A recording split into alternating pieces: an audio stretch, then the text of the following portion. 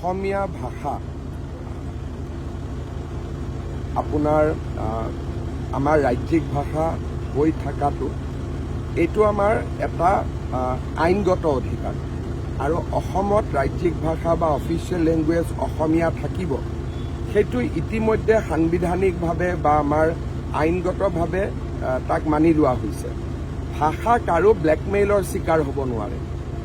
মই কালি দেখিছোঁ, কিন্তু আপোনালোকে চাব যে অসমত অসমীয়া ভাষা স্থায়ী ৰাজ্যিক ভাষা হিচাপেও চৰকাৰী ভাষা হিচাপেও আৰু কোনো প্ৰত্যেকবাৰ চেঞ্চাছৰ আগত যিটো কথা ওলায় যে আমি এইটো ভাষা লিখিম সেইটো ভাষা লিখিম, তাৰ পৰা কোনো ফৰক কাৰো একো নপৰে।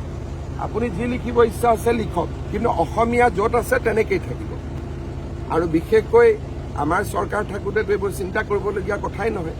গতিকে তেওঁলোকৰ মূৰত কোনোবাই সোমাই দিছে যে বেছি মানুহে অসমীয়া নক'লে অসমীয়া ভাষাটো হেৰাই যাব। তেতিয়া এইটোৱে প্ৰমাণ হ'ব যে অসমত বিদেশী কিমান আছে।